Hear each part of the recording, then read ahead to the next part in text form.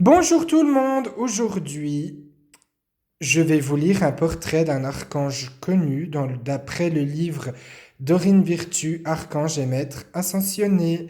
J'espère que vous allez bien. Pour moi, il est important qu'on sache qui est quel archange et ce qu'il a fait. On demande souvent leur aide, mais on n'en sait pas plus sur eux. Et Dorine Virtue est la spécialiste des archanges en sachant qu'elle a ce don de communiquer avec eux. Et de toute façon, les archanges, il faut toujours avoir la politesse avec eux, c'est très important et toujours être dans la lumière. Moi, quand je leur demande leur aide, je leur dis au moins merci 6 fois, quoi. Parce que je les adore et que j'ai toujours eu ce petit lien avec eux.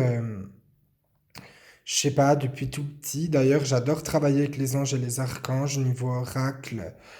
C'est vraiment, ouais, quelque chose.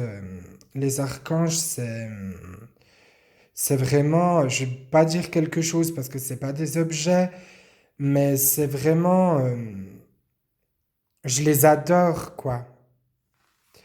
Alors, l'archange Gabriel. Alors oui, j'avais mis des petits bouts de papier blanc parce que j'ai sélectionné plusieurs archanges et puis divinités pour vous expliquer.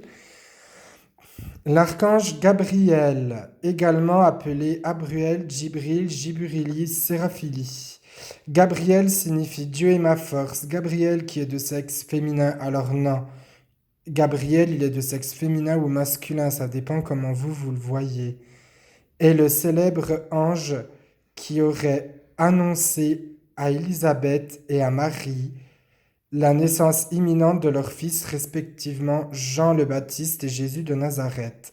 L'archange Gabriel a également dicté à Mahomet les textes spirituels de l'islam qui allaient plus tard constituer le Coran. Par conséquent, Gabriel est venu à être reconnu comme l'ange messager. Il continue de jouer un rôle dans le monde en venant en aide aux parents et aux messagers humains. Le premier rôle de Gabriel consiste à aider les parents qui souhaitent avoir un enfant et à concevoir ou à adopter. Gabriel procure force et courage à ses parents et aide la future mère à garder la foi afin d'installer l'atmosphère la plus bienfaisante possible par la venue de leurs enfants. Son second rôle consiste à aider toutes les personnes qui œuvrent dans le domaine des arts, des communications. Tournez-vous vers Gabriel pour obtenir de l'aide, des conseils et une intercession si vous êtes acteur, artiste, auteur et j'en passe, donc au redessin. Quel que soit qu'ausiste à livrer des messages spirituels, Gabriel, alors ça c'est pour les métiers, puisque vu comment on a sauté plusieurs phrases pour éviter d'énumérer tous les métiers aussi, Gabriel ouvrira des portes qui vous aideront grandement à exprimer votre talent.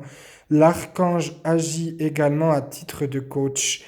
Elle ou il inspire et motive les artistes et les communicateurs en plus de les aider à surmonter leurs peurs et leur tendance à la procrastination. Gabriel est considéré depuis longtemps comme un archange fort et puissant, et les personnes qui font appel à elle auront soudain envie, à elle ou à lui, auront soudain envie d'entreprendre des démarches qui donnent des résultats. Gabriel est assurément un archange tourné vers l'action. Alors, maintenant, je vais vous lire l'aide apportée. Adoption d'un enfant, artiste ou projet lié à l'art, conception et fertilité, journalisme et écriture, télévision et radio, invocation. Avant d'entreprendre tout projet artistique ou lié aux communications, demandez à Gabriel de vous guider et de vous superviser vos activités en prononçant les paroles suivantes toutes haut ou mentalement. Alors, je suis désolé, on entend mon chat à côté. Archange Gabriel, je désire ta présence à ce moment-ci car je m'apprête à, donc vous décrivez votre projet, je te demande d'ouvrir pour moi la voie de la créativité pour que je m'en trouve réellement inspiré. Aidez-moi à m'ouvrir l'esprit et à donner naissance à des idées uniques. Et s'il te plaît, aide-moi à maintenir l'énergie et la motivation dont j'ai besoin pour aller jusqu'au bout de cette inspiration. Merci Gabriel. Alors moi, je dis toujours bonjour et merci à la fin, parce que je trouve que ça fait trop dans le je veux. N'oubliez pas qu'il n'y a que Dieu qui a le droit de dire je veux. Allumez toujours une bougie blanche. La bougie blanche représente la pureté de Dieu ainsi que sa flamme. Demandez à votre guide d'être présent.